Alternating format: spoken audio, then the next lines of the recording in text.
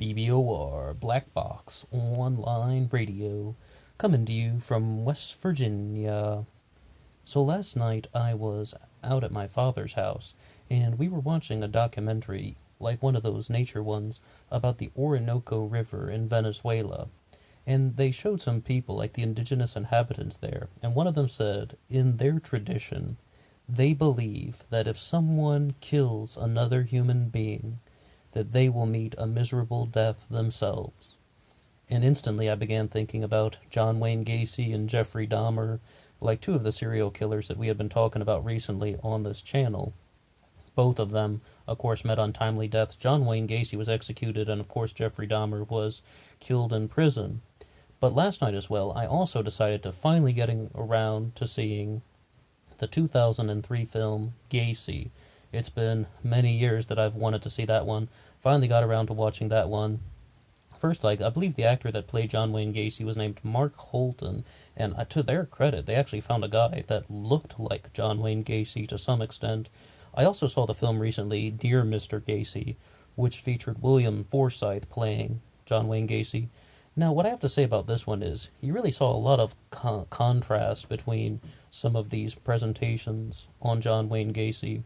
Like, for example, John Wayne Gacy was someone who was described as having kind of like a split personality, almost like there were two personalities within him. There was like the light and jolly and, kind of happy kind of character that would become Pogo the Clown, the guy that liked hosting the 4th of July parties, the guy that liked being sort of a responsible member of the community, and then there was the dark and twisted sort of vile serial killer that he's actually become more famous for.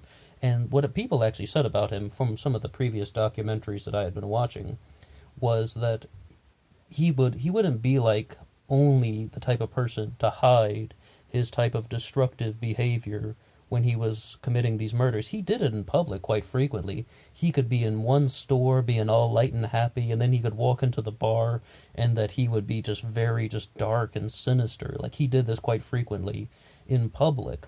And, some people were tipped off about it, and it seems like a lot of people did think that he was a rather weird individual, but it's like almost that there were two personalities going on. After watching the film Gacy, I also saw two documentaries, just because I wanted to, keep going with the subject. I saw the one which was these are episodes really. One of them was from American Justice, and that's a series, and the other one was from the Lifetime Movie Network, and I was like, what on earth is the Lifetime Movie Network going to be saying about John Wayne Gacy? But it's actually called Murderer in the Family, where it talks about mostly stories of women who were related to a serial killer. And one of them, this episode, one of the people that was featured in this was John Wayne Gacy's sister. And once again, that's available on the Lifetime Movie Network, but they uploaded it to YouTube, and you can watch it all for free. I just think it's so great to have those primary sources about someone who is not only kind of like an acquaintance or something of this person, but someone who actually lived with them for years. And they even have a photo of John Wayne Gacy in handcuffs, he kind of like hugging his sister prior to the execution, and she has a smile on her face, but in the photo she has a smile on her face, but she really says, though, that no, she didn't love him because of the atrocities that he had committed. So the thing is that you really have to kind of see what this one is. This is a story of abuse. If we're going to talk about personality traits, this is a cycle of abuse.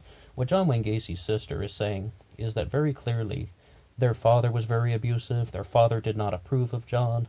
Their father was so physically abusive that he would take a strap from a barber's chair and just beat them with it. And he didn't care if it was hurting them. He didn't care how long he was doing it. He didn't care at all about any sort of reaction that it had to the children. And it's like, oh my goodness, you don't think there's some type of connection there to personal development? You don't think that there's some sort of connection there about shaping John Wayne Gacy's, personality and mental state and forming his sociopathy? John Wayne Gacy is often described as a psychopath, but if we're going to be using some of the more kind of contemporary terminology, I definitely think he would definitely be a sociopath. Like, he wasn't born this way. It was the result of the beatings and the rejection from his family then, as well as perhaps other things in society that created these types of dark and destructive behaviors with John Wayne Gacy. So that would be kind of described as a sociopath. Psychopath, you're born with it. Sociopath, society creates this thing within you. And once again, though, that episode is Monster in My Family, Killer Clown John Wayne Gacy. And if you've heard any of my previous uploads on the channel, you know that I'm very reluctant to use the word monster to describe people. Like, Jeffrey Dahmer is even referred to as the Milwaukee Monster. I don't really like this type of terminology, because it's like, these people are not monsters. They're mentally deranged individuals. But one of the things with John Wayne Gacy is, I remembered hearing this in a documentary that I saw about 10 years ago. I think I actually did find that one online, the one that the first documentary I ever saw about John Wayne Gacy. I think that it's uploaded on Serial Killer's documentary channel. I mean, I think that that's the one that I saw ages ago. But when I was watching the American Justice episode, they confirmed what I had remembered, that John Wayne Gacy did not fit into any sort of diagnostic criteria for mental illness. And one of the people that was interviewed in the episode of American Justice was saying that he wasn't mentally ill. He had complete awareness of what he was doing. Yes, you could say he was a sociopath. Personality issues, behavioral issues. But he didn't have any sort of major depressive disorder. He didn't have schizoaffective disorder. He wasn't a paranoid schizophrenic. He did not really have any particular mental illness. And he definitely would be someone who would be narcissistic, but that wouldn't really cross the line into becoming narcissistic personality disorder, for example. But the whole point is, they're saying that he had awareness of what he was doing, and looked very clearly about how he killed people and he buried the bodies under the crawl space of his house. He knew that he had to hide this. He knew that this was something that he should not be doing. He knew that this was wrong. That's why he was going to such great efforts to hide it. And I believe they actually, according to the film Gacy from 2003, they played a little card at the end saying that they recovered 29 bodies from the crawl space, and 4 of them were actually disposed of in the river. But once again, if you would like to see that film Gacy from 2003, it's available online as well for free. That's uploaded here to YouTube. I love when they do that, when they just kind of make these things more available. And, like, I think, though, that with the 2003 film, like, the actor playing Gacy really encompassed the light and airy aspects of John Wayne Gacy's personality. He was the very casual, very friendly one, whereas William Forsythe in Dear Mr. Gacy from 2010, he really captured the dark and twisted and vile side of Gacy. So I thought both of them did some things very well. William Forsythe is someone who doesn't look like John Wayne Gacy in real life, but he, I think about him mostly for the film Gotti, playing Sammy the Bull Gravano, but that's another film that I recommend. I saw Dear Mr. Gacy on Amazon Prime, mind you. You know, we have so many streaming platforms. Now they launched Disney Plus, and they're going to be doing something with, like, Apple's launching their own streaming service. There are too many of these to keep track. But the thing is, though, the cycle of abuse with John Wayne Gacy is striving toward this kind of desire for approval. But there's a very big thing we need to say about it. He did not have the approval of his father. His father rejected him. His father beat him senseless. It seemed like he did bond somewhat well with his mother, and that's actually how he got into things like cooking, and he was involved with decorating Christmas cookies, and they said he really liked that stuff. But his father didn't view him as strong. But the thing that stands out the most to me is that I see with so many other serial killers, so many other criminals, is eventually he did get his father's approval. After he got married, after he became a business person, after he became a success in life, had 2 children of his own, then what? His father approved of him. And like his sister said this very clearly in Monster in My Family, she said this very clearly, that their father finally approved of John. But that's not enough. That's not the end goal. It's like some of the serial killers, I've been noticing this ever since I saw the documentaries on Robert Christian Hansen, where it's like, you know, he was the butcher baker, a serial killer from Alaska, who had this big animosity toward women because he was rejected by them as a teenager because of various reasons, but, you know, he was rejected, and he developed this animosity toward women. But the thing is, he got married, he had children, the same way that John Wayne Gacy got married and had children and earned his father's approval. But by that time, the person is so broken that that's not enough. They're so broken. They got what they wanted, but they're just like, they can't even be aware of it. That person is so far gone that they're just not really connected to reality anymore. The only thing that they are connected to is the pathway of destruction. They are so far removed from anything to do with normal society that they only live in this cycle of destructive behaviors. And that's what I sort of got watching these most recent documentaries and watching the film Gacy from 2003. The 2003 film really meant to highlight that John Wayne Gacy was someone beaten and humiliated by his father. They really tried to show that, whereas Dear Mr. Gacy with William Forsythe, it's more about an individual named Jason Moss, who was corresponding with John Wayne Gacy and talking to him prior to his execution, talking on the phone, writing letters, and he was someone who was doing a school research project, for university research project rather, on John Wayne Gacy. But when you want to sort of examine the kind of likelihood of that, or just the kind of relevance of that, they actually said that hundreds of people were corresponding with John Wayne Gacy when he was in prison. He was selling artwork that he had created. He made thousands of dollars doing this. And, I mean, you really see the photos of his prison cell. It was rather elaborate. It definitely didn't look like kind of an 8x9 or something with only a bed and a toilet. He actually had kind of a more elaborate setup, the way that many people do when they are on death row or they are facing life in prison.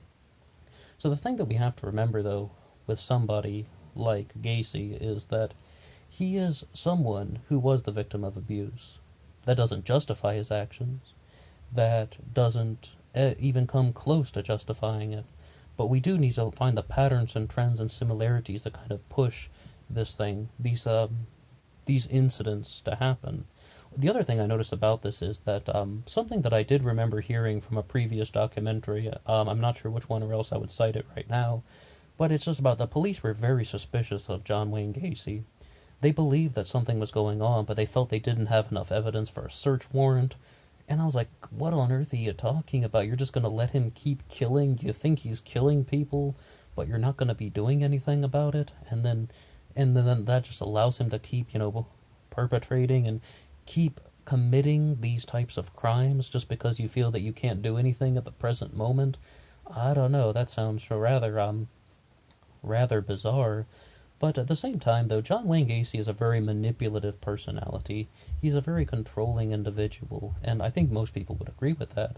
But he's also that type that we've mentioned with a handful of other serial killers and murderers and just in true crime cases in general. The person who thinks that he's a master manipulator. He thinks that he can fool everyone. But in reality, he fools no one, because everybody knows that he's this type of sadistic individual. Everybody knows he's this type of disgusting human being.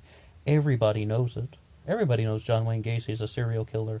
I don't think a single person thinks he's innocent.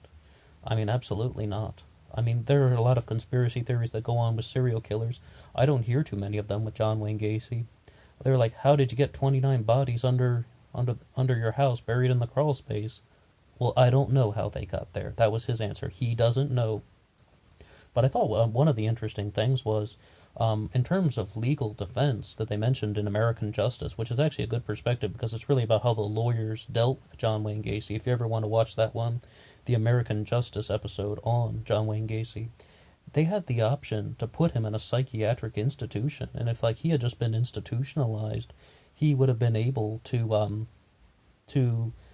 avoid the death penalty. I mean, he could have just done that, and then he wouldn't have gone through, the proper trial or something, and then he would not have been executed if he had spent the rest of his life in a mental institution.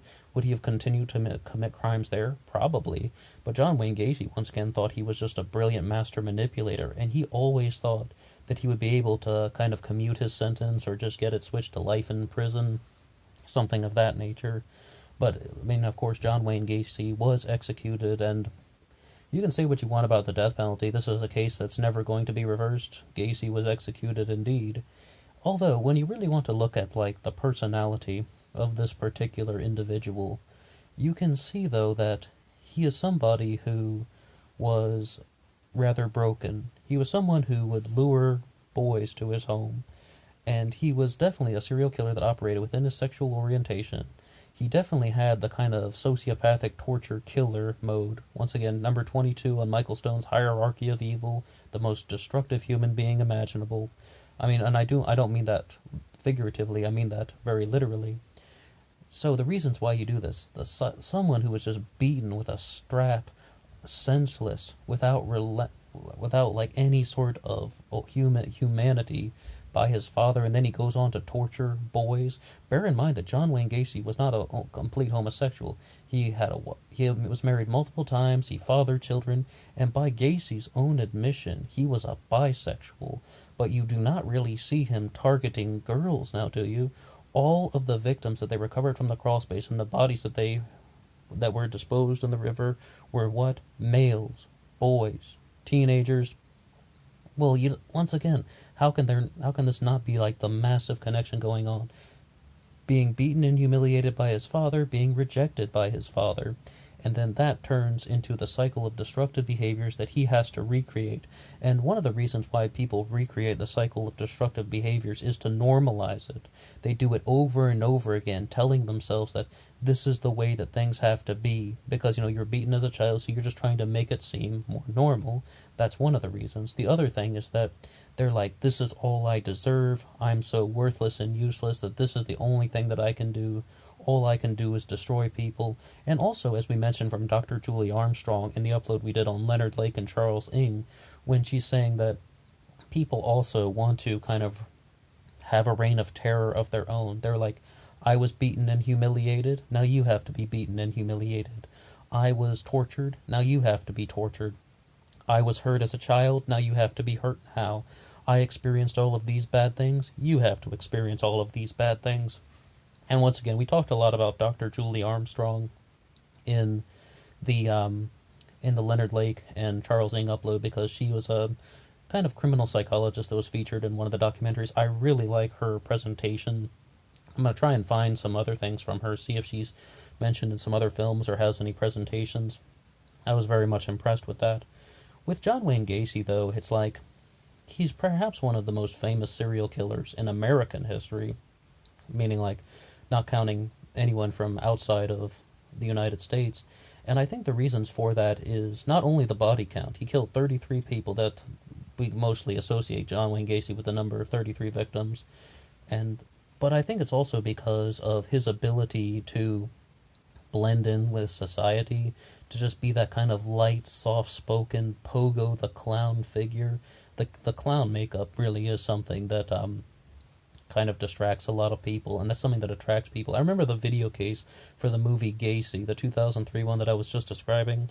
I remember being in the video store, as a teenager, and I saw that one, and John Wayne Gacy's in the Pogo the Clown makeup, and I was like, well, I really wanted to know more about Gacy because, I've always been naturally drawn to true crime. Many of us are, and even the people who aren't really drawn to true crime that much do have somewhat of a fascination with serial killers because they want to know, once again, how does society create this stuff, or what are the psychological reasons why people commit these crimes. And I just remember it's so vivid, though. It always stands out in your mind, just Pogo the Clown, as, something that is very horrific. The only thing that I do have to say, though, about the films, like Gacy, as well as the 2002 film Dahmer, with Jeremy Renner playing Jeffrey Dahmer, as well as My Friend Dahmer based on the Dirk Backdorf book, it's like these things are just kind of windows into someone's life. They don't have that much of a story arc, if you know what I mean. And if you are going to be watching a film like that, I think that they could do such a better job just having a much more intense story. Actually, not just showing us events from this person's life. They're trying to give you a window into the life of a serial killer. And that's the reason why I'm watching it. I would not be watching the film Gacy if, something titled as simply as that, if I did not want a window into John Wayne Gacy's life. But at the same time, they're just kind of just various events in this person's life. And they could have a much more solid story arc with a much more intense climax and just they could do the story in a different way. Something that could be a little bit more eventful as opposed to, okay, well, this is the serial killer and this is how he lived. I think that a lot of these serial killer recreations that they've done on film are really lacking something.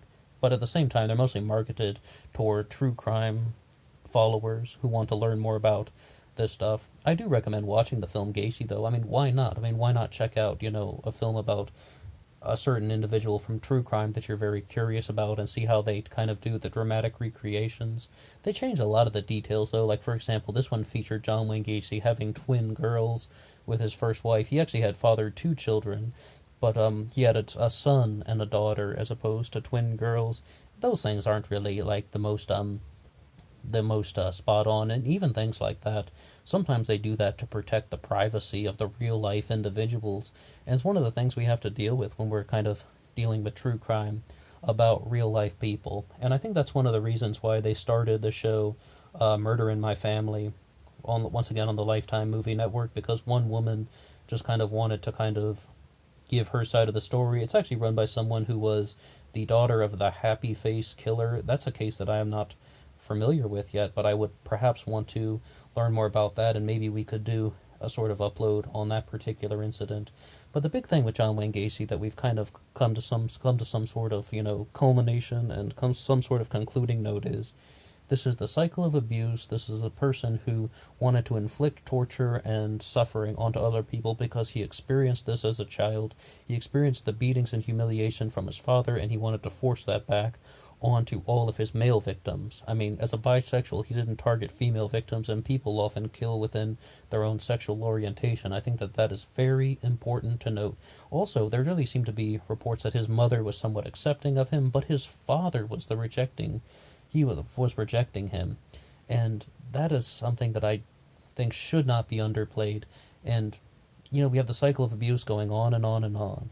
Well, I mean, I think we're going to have to leave it at there for now, but I would love to hear anything that you have to say at all. Oh, and by the way, I misquoted the show. I said Murder in My Family. It's actually Monster in My Family, once again. I mean, just sometimes we misspeak. And Monster in My Family is the one from the Lifetime Movie Network, if you'd like to check that out. Sorry for misspeaking on that one, but anyway. So, that's where we're going to have to leave it for now. That's all from me. If you have anything to say about John Wayne Gacy, I would love to hear from you, and until next time.